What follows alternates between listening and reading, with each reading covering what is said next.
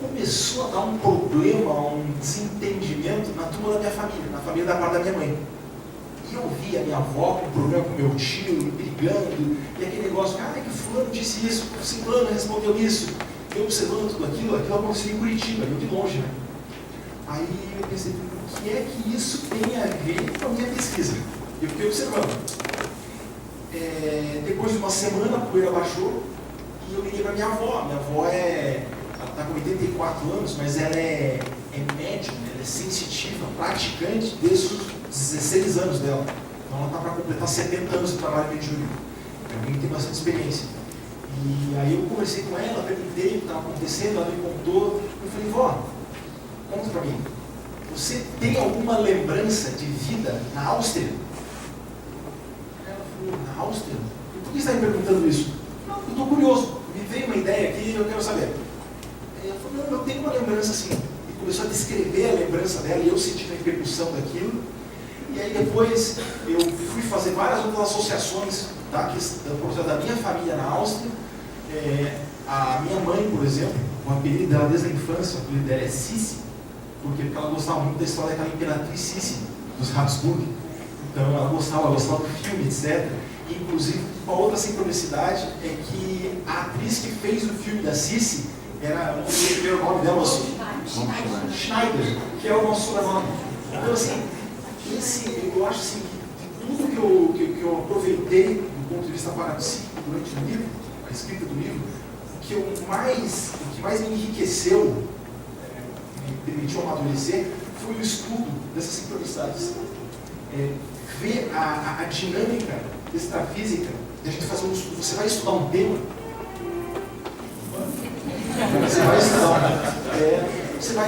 tema, aquilo mexe com você, mexe com todo mundo em volta, afeta as pessoas ao teu redor.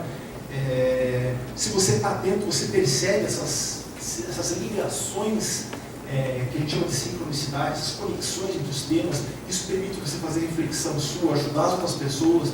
Então, eu acho que isso foi algo bem rico, bem interessante durante o processo. Sem querer entrar em particularidade de cada um, mas eu acho que o estudo das sincronicidades foi o que eu achei mais rico no processo. Agora, isso em relação, por exemplo, a personalidades e tudo mais. Se você pegar também, que você está estudando diversos momentos da história, em povos diferentes, aí isso realmente vira uma teia, né? E aí deve ter tido sincronicidade sempre também desses temas, né? Como é que foi isso? Quando eu estava escrevendo, eu até hoje de manhã no CAEC, lá eu falei, eu tomei o máximo cuidado possível para não escrever só daquilo que eu gostava, ou escrever mais daquilo que eu gostava, ou escrever um livro sobre a história do João Ricardo, ou a história daquilo que o João Ricardo gosta. Que é difícil, a nossa natureza, a gente vai buscar aquilo que nos interessa mais. Né? Então eu criei uma fórmula formal, uma chapa para cada capítulo, e eu procurei dar o máximo de atenção para que os capítulos ficassem uniformes. Mas não há como negar que eu tive muito mais repercussão em alguns deles específicos. Então, é interessante que a gente vai fazendo esse trabalho, fazendo essa pesquisa, e mapeando a nossa realidade, a nossa situação. E aí isso estimula a gente a fazer outros tipos de pesquisa, procurar outros temas. Então, de certa forma, estudar a história humana sobre um viés, ainda mais o viés parapsíquico, estudar a nossa própria história. Está estudando a gente mesmo, estudando a nossa turma aqui, estudando. Então, quem estuda a história com esse olhar e com atenção, capta muita informação, tem muito insight, muita ideia original. O professor Walter falava aqui, vou dizer que cada um de nós é uma retrocognição ambulante. Né? É isso mesmo. Agora, se isso a gente faz associado com o estudo da história, isso nos permite diversas associações de ideias, diversas correlações entre temas. Então é um tema interessante a se estudar. Eu gostaria de fazer uma pergunta aí que você está engatilhando. João Ricardo, tem um finalzinho do livro aqui que é justamente são as tuas reflexões pessoais, né? Então, depois de fazer todo o estudo. E tem um parágrafo especial que é bastante provocativo ali, sobre a questão de como a gente quer ver a conscienciologia no futuro, como a gente imagina que ela vai estar. Como você contextualiza a tua obra nisso? Né? Qual a tua intenção, como você percebe ela em relação à contribuição que ela traz para esse presente e futuro da conscienciologia? Eu primeiro tenho a minha questão pessoal, que eu me coloquei numa fria. Eu contei hoje de manhã também, mas a maioria das pessoas não estavam, vou contar de novo. Eu desde cedo eu gostei muito de estudar. A minha mãe, minha grande incentivadora dos estudos, na verdade ela foi muito esperta, porque ela viu que eu gostei de um livro que eu li na escola, sobre as histórias do rei Arthur, do Mago Merlin, e ela falou assim: você gostou desse livro? Você quer ler um outro livro sobre esse assunto? Eu tenho um outro livro muito bom. Eu falei: quero. Só tem um problema, são 4 volumes. Eu falei: não, eu leio, eu quero. Ela me deu as duas de valor para ler. Então, ela me incentivou muito. Então, eu desde cedo eu estudei, eu sempre estava lendo alguma coisa, sempre. E se for pensar mesmo, eu comecei a estudar para mesmo com 12 anos, mas eu era chato com isso já muito antes. Eu lembro que quando eu tinha 5 anos, meus pais me deram de presente o Guinness Book, o livro dos recordes. Não sei quem lembra disso. Eu decorei tudo aquilo, eu decorava, eu ficava perguntando assim: mãe, você sabe qual é o maior tumor do mundo? Pai, sabe qual foi a maior onda do mundo? Era chato. Então, eu gostei de estudar desde sempre. Mas o que acontece? Quando eu cheguei na conscienciologia, eu comecei a estudar, eu vim de uma família espírita, então eu vim de um ambiente em que eu estava o tempo inteiro trocando ideia, tentando, debatendo, principalmente com a minha avó, que era a pessoa que eu conversava mais sobre isso. Vim para a conscienciologia, comecei a estudar, e os meus debates com a minha avó aumentaram, porque aí eu tinha uma divergência de ideias com ela. Eu estou lembrando aqui agora, a Marina está aqui. A Marina pegou o meu primeiro artigo que escrevi, que era aquele da comparação da conscienciologia e do espiritismo, né? Então, eu escrevi aquele artigo para me entender dentro do processo, porque eu vim de uma família espírita, queria estudar conscienciologia. Isso foi em 2003. No carnaval de 2004, eu acho que era a minha, segunda ou terceira vez aqui em Foz. Era uma das primeiras vezes que eu estava aqui em Foz. Eu cheguei no Salão Verde do CIAEC, estava o professor Mário e o Valdo almoçando no Salão Verde. E aí eles estavam conversando sobre alguma coisa que eu não sabia, aí eles me chamaram. Eu: João Ricardo, você tem algum tema para apresentar na jornada em Parapercepciologia? Perguntaram isso com um garoto de 21 anos, e eu, muito metido, falei: tenho, mas a verdade é que eu não tinha. Eu falei que tinha. Por que eu falei? Porque no assunto eu já tinha lido muito. Eu pensei: bem, se eu sentar para escrever, sai, né? Eu já li bastante. Aí eu falei com o Mário: Mário, tenho. O quê? História do parapsiquismo. Ele e o Valdo se olharam e falaram: poxa, um tema muito interessante, hein? Tá bom, você vai fazer a abertura da jornada. Tem certeza que é uma boa ideia? Tem certeza que é por aí? E o Mário sempre foi uma pessoa que a dinâmica, quem conhece, ele sabe que na medida que você está trabalhando com ele, ele vai te dando desafio, ele vai te apresentando novos desafios, e na medida que você vai dando conta, ele vai dando outros. Então você comemora um sucesso do trabalho com outro maior ainda. Então é curioso o jeito que ele trabalha, e é pró-evolutivo, ele te coloca sempre para crescer. Eu fui e apresentei, a repercussão foi positiva da apresentação, e as pessoas começaram a me chamar para escrever, para apresentar, dar aula sobre esse tema em outros cursos. E aquilo foi crescendo, saiu a publicação do artigo do Juno, aí o Valdo me chamou no OCIP um dia e falou: gostei muito do artigo, agora, quando sai o livro? Gente, calma. Ele falou: não, tem que escrever o livro, tem que sair o livro. E por conta dessa solicitação, eu comecei a escrever, e esse é um livro feito também com base nessa solicitação do Valdo, que é uma maneira de retribuir, de certa forma, o que ele fez por mim, fazer algum trabalho. Agora, tem que admitir para vocês que eu falei, eu esqueci da pergunta. A contribuição, não. Bem, primeiro é o seguinte: porque, agora eu lembrei, eu falei contar essa história toda, porque a contribuição, primeiro, porque eu fui metido, né? Eu falei que tinha uma pesquisa que eu não tinha, eu tive que escrever. Segundo, porque o estudo para valer mesmo, ela é uma atividade do ponto de vista intrafísico solitária. Quem estuda muito, está ali, com seus pensamentos, com suas ideias, com seus amparadores, evidentemente, mas do ponto de vista intrafísico ela é solitária.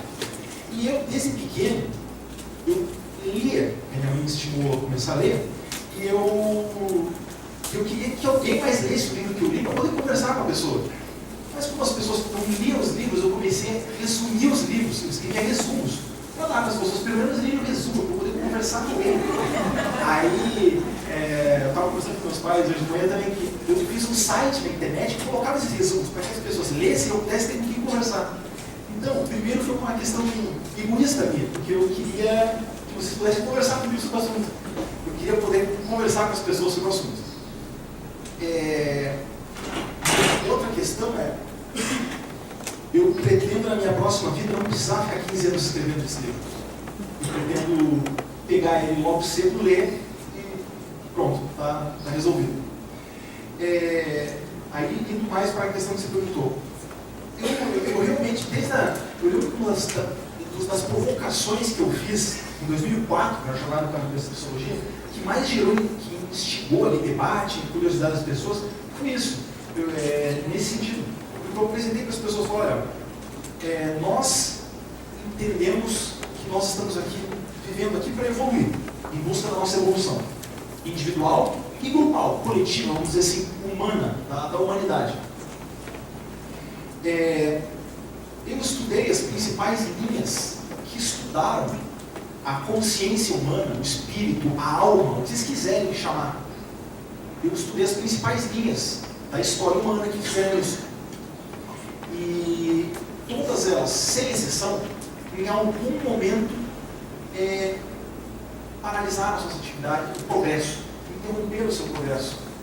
Eu falei hoje de manhã também, eu estou repetindo um pouco o que eu falei de manhã, mas eu usei uma expressão que uma vez o Hernando Brito falou numa aula do pai. Ele usou uma expressão que é movimento vivo. O movimento vivo é aquele que está ativo, está em progresso, ele é dinâmico, ele está numa crescente, ele está se desenvolvendo. E todos os movimentos parapsíquicos da história, em algum momento, eles perderam essa dinamicidade, essa vida. E aí a minha provocação em 2004, vamos continuar fazendo até hoje, é o seguinte: diante disso, primeira pergunta, como é que nós queremos que a Conscienciologia esteja daqui a 50 anos? Segunda pergunta, o que é que nós devemos fazer para ela estar daqui a 50 anos como a gente quer? Então, eu entendo que isso é uma reflexão muito séria e estudar a história é uma das maneiras da gente entender isso, porque é importante a gente entender isso. Uma das maneiras mais efetivas de a gente antecipar o futuro é você estudar a história, estudar o movimento da história. É como se você for analisar um gráfico, você consegue ver a tendência do gráfico. Para que lado que está a curva? Para que lado que está o gráfico indo? Então, a história é uma frase um pouco clichê, que se repete, que assim, quem não estuda história está condenado a cometer sempre os mesmos erros. Mas, de certa forma, é verdade. De certa forma, é verdade. Estudar a história nos permite olhar para trás, ver de onde a gente veio, qual é o caminho que está sendo seguido e antecipar alguma coisa no futuro. A tendência é que a gente vai para esse lado, ou a tendência é que a gente vai para cá. Então essa foi uma preocupação que nós tivemos. E é um debate que tem que ser feito, eu não tenho resposta pronta para nada. Eu tenho inclusive outras reflexões que eu tenho feito sobre o assunto, que posso compartilhar com vocês depois. Essa é uma questão. A outra questão é que precisava ser escrito livro.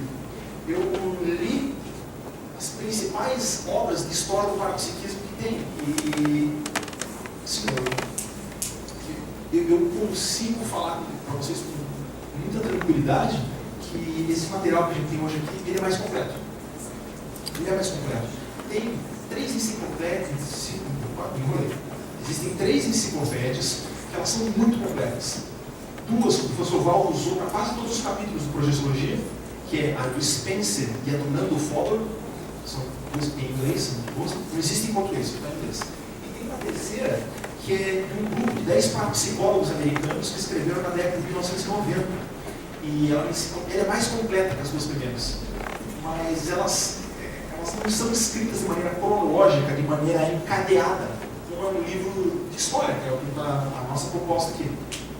Enciclopédias, elas são compostas em verbetes. Então, uma outra proposta. Mas a gente tem um material completo. E a ideia é que isso nos permita nos qualificar como professores, nos qualificar como assistentes, permita, às vezes, você dar esse livro para alguém, para uma pessoa, vamos supor que é cristã, é católica, ou ela é espírita, ou ela é budista, e ela consiga ler aquele capítulo escrito, entender como é que funciona o seu pensamento e ler uma análise crítica. Eu fiz em cada capítulo uma análise crítica. E a ideia é que essa análise crítica não fosse agressiva, não fosse nada. Ela é um crescendo para que a pessoa reflita sobre a sua própria realidade. Então a ideia é essa, é contribuir. Eu acho que é mais ou menos por aí. João, uma coisa que a gente fica pensando é o seguinte: a obra é conscienciológica, e você até citou um pouco aí a tua questão de se colocar naquele processo de pesquisa, né? Como que foi esse processo todo de você estar dentro da pesquisa e ao mesmo tempo ver em perspectiva? De certa maneira isso aí está representado na imagem da capa, né? Como que você passou por essa condição e se teve alguma questão aí também mais aprofundada em relação ao fenômeno, por exemplo, de retrocognição, alguma coisa que tenha nesse período acontecido que tenha sido mais diretamente ligado, além das sincronicidades que você citou?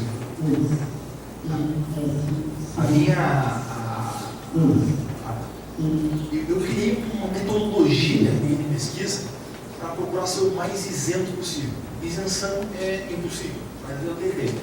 Eu criei uma chapa de cada capítulo, eu fui atrás de literatura em cada capítulo, e eu contei de manhã isso também. Eu reescrevi o livro 3 vezes.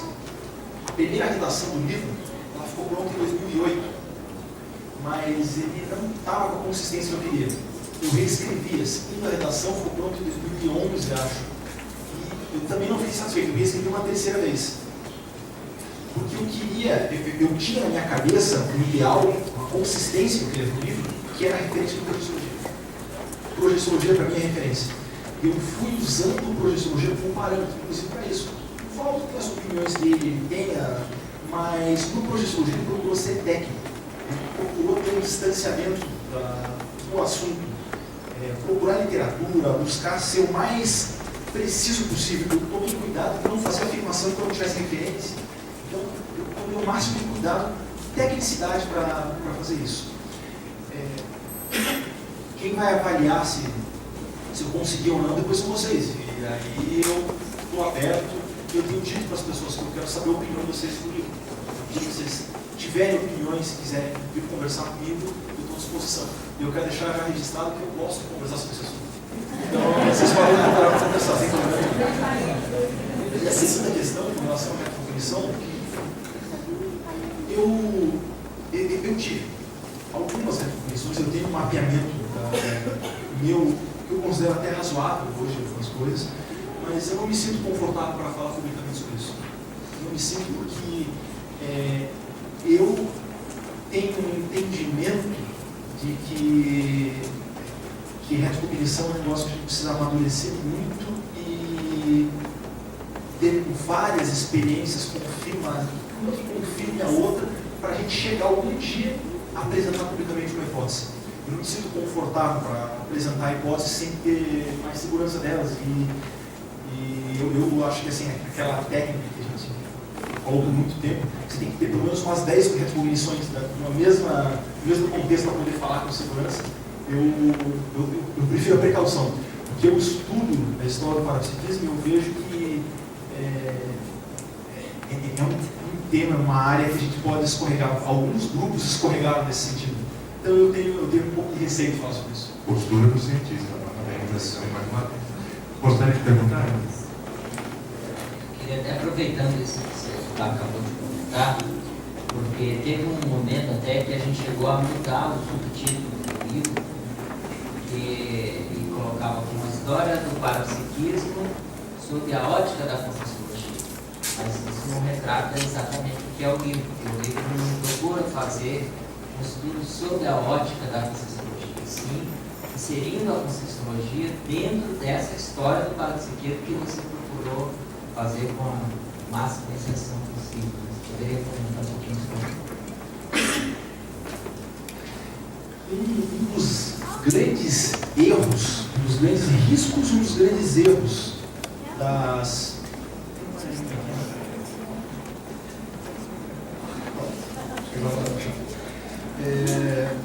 Um dos grandes riscos, um dos grandes erros das linhas parapsíquicas ao longo da história foi achar que eles furaram o céu. Foi achar que eles estavam acima de todos os outros e achar que tudo aquilo que eles estavam falando era novo, era novidade.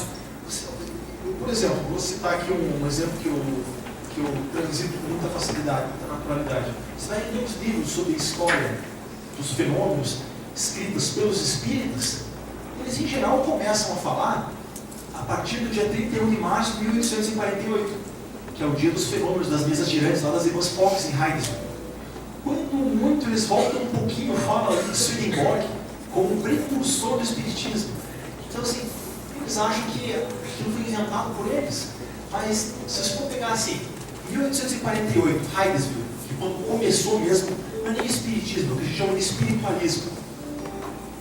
Naquela década mesmo, na década de 1840, havia toda a questão das sessões de magnetização. Havia os magnetizadores, a escola do Mesmer, que eu acabei de falar aqui, ela era muito atuante. Os fenômenos todos que o espiritismo incorporou para ele depois, eles aconteciam na década de 1840, 1830, 1820. Então, a hora que eles se colocam numa posição de que furaram o céu, que eles são... O caminho para o erro é muito curto. Então, tomei cuidado com isso. Nós estudamos um objeto de pesquisa, que ele é universal, que é a consciência, o espírito, a alma. Isso sempre foi estudado. Qualquer civilização, qualquer sociedade, qualquer época, sempre foi com interesse. Evidentemente que, apesar de que o objeto de pesquisa é o mesmo, a maneira de pesquisar que a gente faz hoje, a maneira de estudar é diferente. E isso aí é o nosso diferencial. Mas a gente tem que olhar sob essa perspectiva para não cair nos mesmos erros do passado. Eu acho que é você que comenta uma entrevista que você fez com o professor Valdo no lançamento dos 700 experimentos. Você chegou e falou, Valdo, como é que você vê os 700 experimentos daqui a 50 anos? Achando que ele ia falar assim, olha, os 700 experimentos vai ser um sucesso mundial, etc. A resposta do Valdo foi assim, totalmente ultrapassada. Então, a gente precisa ter essa perspectiva de que o conhecimento ele é relativo, ele é transitório e ele é progressivo. Então, se daqui a 100 anos a gente estiver falando as mesmas coisas aqui, tem alguma coisa errada. O conhecimento é transitório e ele tem que ser progressivo. No momento que o movimento pede essa característica de progredir, ele perde um par de função dele. Ele perde a característica de vanguarda. Então, o cuidado é esse. Eu não quis escrever esse livro para fazer propaganda da Conscienciologia. Eu quis escrever esse livro para inserir a Conscienciologia dentro de um contexto maior da cultura parapsíquica. Então, e a gente tem que mostrar. Você vai falar, por exemplo, da TENEPS. A TENEPS é vanguarda. A TENEPS ela nunca foi proposta de maneira formal antes. Existe um outro caso, movimentos ou personalidades específicas que faziam um trabalho que você poderia até remeter, mas como uma proposta formal não existia. Aí você pega, isso não é um diferencial, evidente que é. O princípio da descrença. Se você for pegar lá, Buda, nosso amigo Siddhartha Gautama, já falava alguma coisa parecida. Já tinha gente que falava, mas como